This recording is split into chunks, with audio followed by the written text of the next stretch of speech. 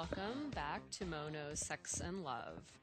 We're all pretty familiar with hypnosis and hypnotherapy, and pretty much it's well known for its ability to heal things like people who want to quit smoking or helping people with drug addiction or alcohol addiction, even some eating disorders and phobias. But what about treating issues in relationships? What about treating sex and sexuality problems? Well, today I have with me Lynda Mallerstein. She's a hypnotherapist. She's board certified by the National Guild of Hypnotists. And she's been in private practice here in Los Angeles since 1999. And Lynda actually uses hypnotherapy sometimes to help clients with relationship problems, intimacy problems, as well as sex and sexuality problems. Hi, Lynda. How are you today? I'm well, Mo. How are you? I'm doing well, thank you. So why don't you first start off by giving us a little bit of insight as to what hypnosis is exactly? First thing I want to tell you is what it isn't. Okay. It isn't Great. what you see in the movies. I have never seen an accurate portrayal of hypnosis in the media anywhere. Hypnosis, by its definition, is focused attention, so completely focused that you bypass the critical analytical part of your mind. Hypnosis is not relaxation. People can be hypnotized when they're moving around, like athletes who are in the zone as they're running. Hypnosis is anytime you're connected to your subconscious mind, you might call that a state of hypnosis. And your subconscious mind is your feeling mind. It's your emotional mind. Your conscious mind is your thinking mind. So Lynda, what I've heard about this hypnotic state, I guess, so to speak, is that it's a state that we're actually in all the time. I mean, not all the time, but every day. Yeah, we go in and out of hypnosis every day. When you first are going into sleep at night, you move into that dreamy state, and when you wake up in the morning, you're in that dreamy state between sleep and awake, and gradually you become more awake. But the most common example that people use is when you're driving down the freeway, and you either go past your stop or you go past several stops without noticing them because you've been daydreaming.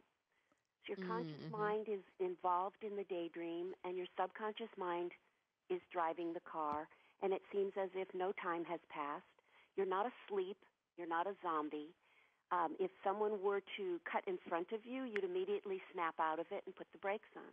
That's kind of a description of what hypnosis is that most people can identify with. So I just want to mention the three most common questions that people ask. Number one, will I lose control? Hypnosis is not brainwashing. I can't make you do anything under hypnosis that you don't want to do. And I tell people that if I had that kind of power, I'd be married to George Clooney. I assure you I would. Another is people want to know, can I be hypnotized? I don't think I can be hypnotized. Anyone of normal intelligence who wants to be hypnotized can be hypnotized. So basically, it's just a more sort of focused state. For example, I was told that it's a state that you're in, like when you're heavily into a book, or when you're watching a movie or playing a video game. That's really all it is. It's like a more heightened focused state. Right, and when you're watching that movie, people could be carrying on a conversation in the other room, and you block that out because your attention you're involved with that movie, and your body goes through all kinds of chemical reactions to what's going on in the movie as if it's happening to you. Oh, so that's why you see when people are under hypnosis, you sort of see them like, if they're reliving something, they're like in the moment, like sweating as though they were there, or shivering as though they were in some cold environment or something like that. Yes, that can happen, but also they are re-experiencing emotions. You're talking about, it sounds to me like you may be talking about an age regression type of hypnosis where someone is actually reliving. It's different when you're talking about something and you have some feelings come up about it. You do experience emotion about it. But when you're in hypnosis, you go to a much deeper level of those emotions. And so it's as if it's happening now. And the emotions are more intense so that they can be released because, well, you're a therapist. You know that emotions that are expressed can move out. It's resisting and denying emotions that kind of keeps them stuck. So in hypnosis, people allow themselves to feel. They allow themselves to remember or re-experience something that details of which would not be available to them when they're in their conscious mind in that analytical state. Wow. So just the re-experiencing of emotions, that's how powerful the mind really is, if you think about it. If that's all that's happening and the person is like, feels cold or can even like, you know how sometimes you smell something and it reminds you of something. Oh, yeah. In fact, that's one of the examples I use, the smell or a song on the radio. And that's a song that they played when you went to the prom. And for a split second, you are experiencing through all your senses the smells, the sights, the tastes. It's very powerful. Subconscious mind is very powerful. And it holds and remembers everything of significance that's happened to you from when you were born, sometimes even before, in the womb. Wow. And I know that's pretty amazing. that have spoken, they have repeated conversations to their parents that happened while they were in utero. And this has not been in my practice, but I know other hypnotherapists who have had this happen, and the mother says, how could you possibly know that? But somehow, I don't understand the mechanisms of it, but somehow it happens. It's really fascinating. I mean, a lot of times the reason I have sent, as you know, I've sent clients to you, is because they'll come to session with some sort of a block, and most of the time, getting to a block like that through psychotherapy alone can take a little bit of time, several sessions, which could mean several months, several weeks, several months. But the ones that are impatient are the ones that I always think, well, this might be something that hypnosis might be able to get at a lot quicker because you get right in there. Now, is that a true or false statement on my part? It's true, and I want to add an addenda to that, addendum that hypnosis and psychotherapy can be great partners. And I've had this happen where someone has been in therapy for a couple of years, and they come to me maybe for something unrelated to what they're working on in therapy, and through the regression to a previous event, and I want to clarify, we're not talking about when you were the Queen of Sheba. We're talking about regression means anything that happened before today, last week, last month, last year. And I remember distinctly one young man who remembered something that happened when he was 5 under hypnosis that wasn't available to him in the conscious state. And when he told his therapist, she said, that's the missing link. Now it all makes sense. And that's precisely why a lot of times when I run across clients that they don't seem like they want to invest the time that it takes sometimes for this stuff to come out naturally in psychotherapy, which is a more conscious state, I guess, that I'll refer them to you and, to see if they can make some faster progress. Hypnosis is a more a quicker way to get to core issues or the roots of issues, and it's not a magic wand. Sometimes people think that they're going to come for one session, I'm going to bop them on the head, and they're going to go unconscious and wake up saying, what happened? Everything's changed. it too is a process, but it does go more quickly than talking about something does. So how did you get into this profession? Why did you choose hypnosis? I've always been fascinated by people's problems in psychology and the mind, and I've overcome a lot of difficult challenges in my own life. And I was bulimic. I had chronic back pain. I had fibromyalgia. I had a lot of financial issues, and it was through the types of processes that I do with my clients, these deeply emotional, exploring and releasing negative emotions, that I was able to heal my own issues and my own traumas. And I was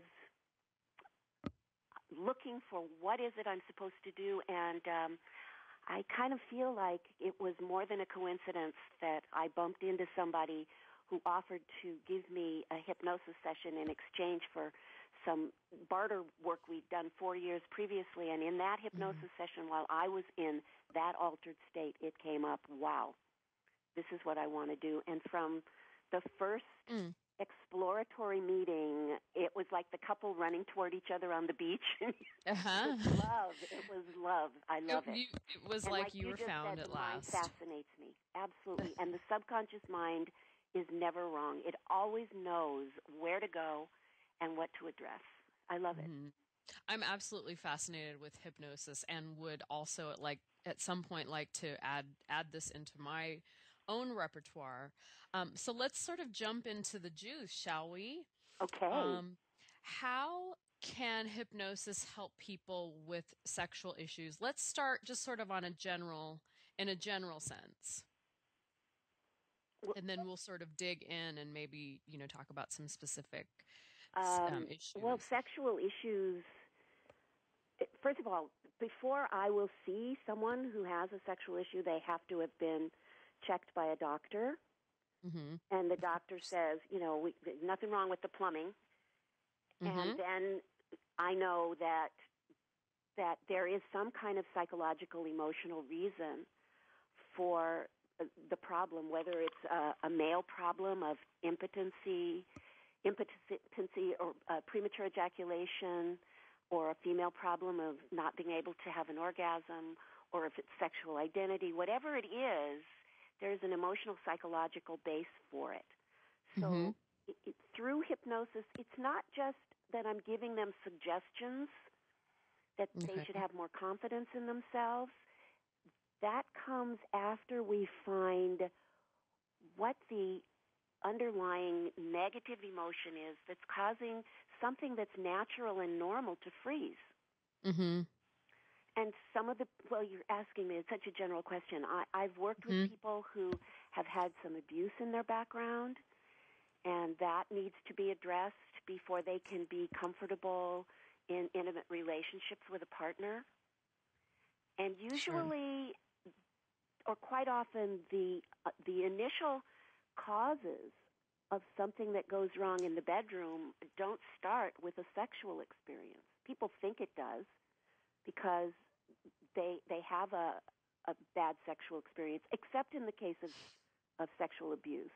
I mean, that's so huge. Well, I you know what I like to say? I like to say that when there's a sexual issue, either individually or in a couple situation, that aside from any medical thing, if it's a medical thing, then it's a medical issue. But if the doctor says, like you said, everything's working, the plumbing's working, then that sexual problem is a physical manifestation of something going on mentally. It's just the expression. That's right.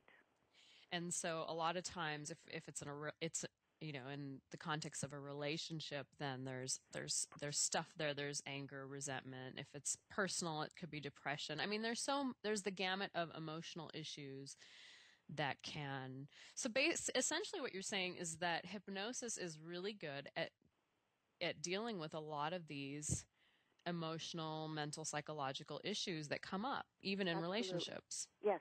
And in fact, it's interesting. You see couples because you're a couples therapist. I usually see individuals. Sometimes I'll see a husband and a wife individually, not together. But even if just one person in the relationship comes to see me, the relationship improves. That's interesting because it's quite the opposite in traditional psychotherapy. We tend to believe that if one person is getting help and the other person is not involved, that it could lead to the couple splitting up. Not always, but if one person is working on an issue that's really a couple's issue, then they're unlikely to change like together. That, where there's a lot of miscommunication. I will send couples to a relationship therapist, to a marriage and family therapist. But this has happened to me many times. I guess some of them are older couples who've been through several years, 30, 40 years of marriage, and it's usually the wife that comes. And the husband's not going to come, and he's not going to change. And after all those years, they're not going to split up. Okay.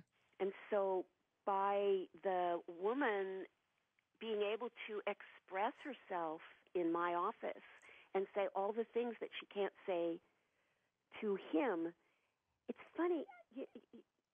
There's a lot of anger that gets expressed in my office. Okay. With intimacy issues, it can be anger at the partner. It can be anger at people from the past. Once that anger is dissipated away from the relationship, the person who's sitting in my chair can see her partner in another light. She is able to understand more of what's going on with him. And I'm also having her go back from what he did that really upsets her to where it happened similarly in past relationships, whether it's going back to teenage or back to relationship with mom and dad. I mean, that's traditional Freudian psychology, but it's really true that things that happen to us in our early years can shape us. In the kind of hypnotherapy that I do, we talk about an initial sensitizing event and subsequent sensitizing events. So the initial sensitizing event could be something that happened at the age of 5. Okay. And then something happens in teenage that the person who is having it happen to them doesn't respond in a healthy way because they've got this fear from something that happened before. They don't set a boundary, or they allow themselves to stay in a relationship that's not healthy longer than they should, or whatever. They get hurt. And they're still carrying that hurt at the age of 40 and 50 and 60. Sure. And sometimes 70. And when they release that hurt through the processes that I use through hypnosis and emotional release, they take all those previous partners out of the bed with their partner. It's almost like allowing yourself to forgive yourself, even. Forgive yourself, and quite often there's forgiveness of another person too. But I don't force it. But when someone can see the other person's point of view, especially what things that happen in teenage. When you're a teenager and something happens to you, that person is evil. Someone hurts you, that person is evil. And when you see the whole picture, when you get out of being stuck in your own emotions and can see the whole picture, you see that there's something going on with the person who hurt you too. And when you let that person go, it makes things better with your current partner. Just amazing. Sure. So let's talk about some more specific issues. For one, I know that I've sent clients to you that have had premature ejaculation and or perhaps erectile dysfunction or trouble orgasming in male. How would this look in hypnosis? In the first session, we talk a lot about the history. I can remember one man who had premature ejaculation, but had been sexually more than adequate before a certain age. So we traced back the origin of the beginning of the premature ejaculation. And then from that, what was the feeling that when that incident happened, what was another feeling before that made him feel so insecure when someone criticized him or wasn't satisfied or talked about another lover that was fabulous or whatever the thing was, and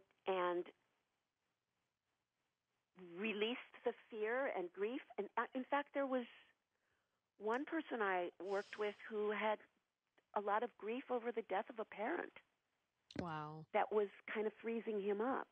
But over a period of time, in moving through those layers of emotion, fear, anger, sadness, guilt, shame, embarrassment, and releasing those, he was raising the flag pretty regularly, strongly. It was like he had all these emotional blocks, and once they were lifted, it doesn't even sound like it had a lot to do with sexual stuff. It was a lot of emotional. It did too, blocks. because there was some stuff happening with the partner that was demeaning. Okay. And so that had to stop. But I remember another incident with a woman, and this is the thing with the partners from the past. She was in her 30s, and she'd never had an orgasm with a man. And we went back to the past hurts, and she swore, I let go of that a long time ago, but she hadn't. And so when we got to men who'd hurt her in the past or disappointed her, it wasn't immediate. When she left my office, she didn't go home and have an explosion. It was a couple of months of building trust with her current partner after these releases, and I got a note one day, and it said, I had the big O not once but 4 times. And I laughed out loud, and it made me feel so happy because it's such a basic part of our human expression. Yeah. I heard and one time, I don't know, tell me if you think this is true. I heard one time, if sex is good, it's 10% of a relationship, and if it's bad, it's 90%. Well, yeah, I think the expression is something like 5% and 95%. Because like the theme is that like if it's not going well, then it's there's a bunch of other stuff going on, Right. But Lynda, we have to take a quick break. Sure. And when we come back, let's talk more about all of this fun sexual stuff and how it can be treated with hypnosis. We'll be right back.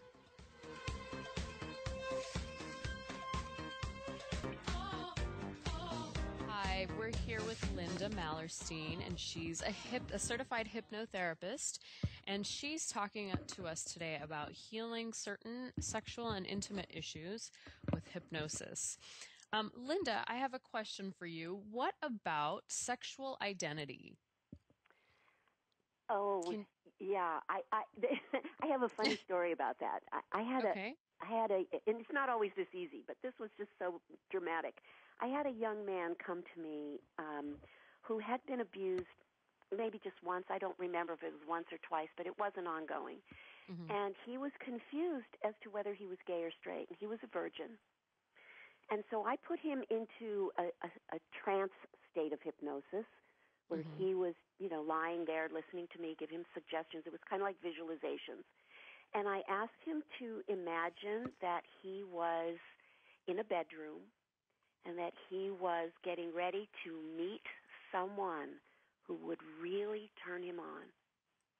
And that person was on the other side of the door. And there was this, build-up of no image yet, and the door opens. And what do you see? And he goes, it's a girl. And that's it. Your issue solved. You're straight. Yes, that was it. He came out of the hypnosis and he said, "I don't need any further sessions. I'm straight." And it was great. It made me feel so wonderful. I often do that. I won't obviously I don't hypnotize or put people in a suggestible state or anything of that nature, but I have asked people, um when you fantasize, who do you fantasize about? And, they'll say, oh, females or oh, males. I'm Hmm. like, well, I think that is really the key to but I think a lot of times what happens is that people fantasize about a sex or a gender that is not what they think that they are. I'm sorry. And Say that that again. causes They confusion. fantasize about a sex or a gender. Yeah, for example, a heterosexual guy or heterosexual female might fantasize about someone of the same sex, and Right. they immediately wonder, "Oh my God, does this mean I'm gay?" And Yes. I Hmm. I definitely always let people know that no, fantasizing about someone of the same sex or same gender does not make you gay by any Well, I means. know you probably had people tell you this, but when it happens in hypnosis, it's pretty dramatic. That gay men, if I ask them to regress to when they knew they were gay, they're Mhm. 4 years old. Mhm. They want to play with Barbie dolls. They're attracted to boys instead of girls on the playground. Yeah. So even that, when you do that as a regression, it becomes really clear. Yeah. But Yeah. unfortunately, many of them who now accept their homosexuality as adults had some feelings of inferiority or shame as children because they were different from the other members in their family. And I don't know if it's different now because homosexuality is so much more open, but people who are over 40 didn't have the luxury of having acceptance of all kinds of sexual expression. Mhm. Yeah, I think it's really important that people who just happen to have one fantasy involving someone of the same sex, it's important for them to know that you would know if you were gay. Hmm. Just because you fantasize about someone now does that could make you more inclined to maybe experimenting, Hmm. and it might just suggest that hey, you're open-minded. And sexuality is fluid. It's constantly changing. It ebbs and it flows. And so this allows people to sort of recognize that I'm still straight, Hmm. Yep. but maybe I'm a little bit more open-minded and open to, exploring something. Hmm. So one thing that you mentioned to me last week, because a lot of what I see a lot of times, when people present with issues of premature ejaculation or erectile dysfunction or any sort of arousal issue, is that there is a lot of anxiety. Yes.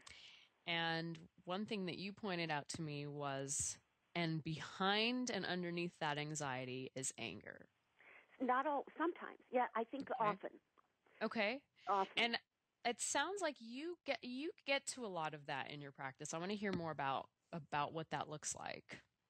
When I work with someone, I use the body and the physical sensations as the body as a barometer, as a Mhm. roadmap to help the client get in touch with what they really feel, not what they think they feel, but what they really feel. So if for example, I have someone who has a problem having an orgasm and there's a physical sensation of tight muscles, we can trace those tight muscles to things that go before the age of puberty. Mhm. That certain unfair situations that would create anger, certain unsafe situations that would create fear, will cause the same tightening of the muscles Mhm. as when they're with a partner and they're afraid of surrender or they're afraid of intimacy. So as we begin to clear out those blocked emotions from the past, it's like having a house of cards and pulling a card out from the bottom of the house of cards. It weakens the whole house and it can collapse. So I don't tell them what they feel. I let the subconscious mind bring us to an emotion that's connected to the feeling that happens when they before they can't perform or before they can't orgasm or whatever that thing is.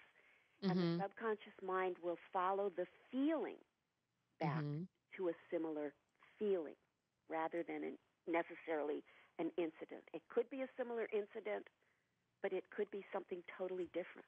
But the feeling is the same. I see. So that's where that's where some of the anger comes in. Yeah, there's often anger. Mm-hmm. There's often anger at someone who made us feel inadequate in some way, or anger at someone who didn't love us, or anger at someone who cheated, or could be dad cheated, and I'm never going to let myself be open with a man. I mean, I'm just making that up. I mean, but it happens. Mm-hmm. Yeah. And these things we carry them with us. They're like, it's like some part of our brain carries it with us, as though a muscle sort of memory. And it continues to express itself until we allow it to be released. Right. And when it's released, there's just a whole opening and a relaxation of all the muscles of the body. The body works very hard to repress emotions. If you're repressing an emotion, every muscle in your body is working together to keep that emotion from coming up. When it happens at a certain age and there's no way to release it, there's either it's not safe or no one had the skill to tell us how to release it, the way we survive is by pushing it down. And as you pile those up, it's like a straw that broke the camel's back. You got this big lump of pain inside you. So as you begin to release it, all the muscles now can relax. It's wonderful. It sounds wonderful. Now, we were on the topic of sexuality, and we mentioned, you had this client who was questioning whether they were gay or straight. What about working with transgendered individuals? Have you ever done any work like that? Yes, I have. I have done some work with a couple of people. It's no different from working with someone who was born knowing who they are, except that you double the pain, because the fear, the anger, the confusion, those are emotions that need to be expressed. And as those feelings are expressed, there becomes more and more of an acceptance. Now, I haven't worked with people pre-surgery. I've only worked with people post-surgery. And feelings are feelings. Hurt is hurt. Rejection is rejection. Ridicule is ridicule. Anger is anger. Sure. I have such admiration for transgendered individuals. They are incredibly courageous and have walked a very difficult path, and I admire them greatly. Sure. It's tough because the amount of discrimination that they have to deal with. I mean, it's still today, it's a struggle. Yeah. No matter how proud you are and how, in touch with it you are, it's still a process. And even after you get an operation or a sex change done, for example, that process of coming out may never end. Some people may choose not to disclose that information, that they were a different gender in the past. Right. But for most, it's part of what they have to do. I would really, if any of your listeners out there are transgender, I would really encourage them to find someone where they live who does this kind of emotional release work of going not just to the feelings of the present, but allowing the subconscious mind to bring you back to the feelings of the past so that those feelings can be released. Because when you can accept the little boy that you once were or the little girl that you once were before you became who you are today, if you can learn to love that child that you were in the body you were born with. It makes who you are and your sense of comfort and pride in yourself today so much stronger and so much better. Mm-hmm. It's true. So one last question before we end is, if someone just wants to enhance their sexual experience, can hypnosis help them? Oh, yeah, absolutely. It's not what I do. I consider myself to do therapeutic hypnosis, but I took a class from a man named Brian David Phillips who teaches erotic hypnosis. Okay. I know there are people who do that with couples or individuals, however you want to do it. I personally have not really studied that because it's not something that I'm interested in participating in as a therapist. But it's out there. And if someone wanted to look up Brian David Phillips on the Internet, he's got a ton of stuff. And you could always ask him how to find someone. Awesome. His name is Brian David Phillips. Well, Lynda, I want to thank you so much for coming on the show today. May I give my web address and my phone number before we stop? Please do. Yeah. I'm old-fashioned. I have a phone number. It's 310-228-3160.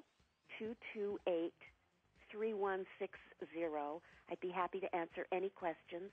And my website is powerjourneys, JOURNEYS.com. Awesome. Well, thank you so much, Lynda, for coming on the show today. I think hypnosis is awesome. And I think you're awesome. Thank you so much. It's really been fun chatting with you. Yay, I know. I love chatting with you, too. This stuff is fun to talk about. Okay. Everybody, thanks for listening. This is Mo, and you're listening to Mo Knows Sex and Love. Thanks.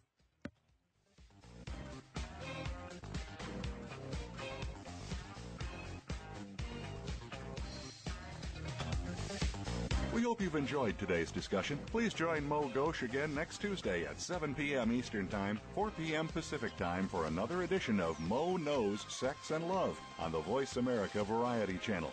And open up your discussions over the coming week.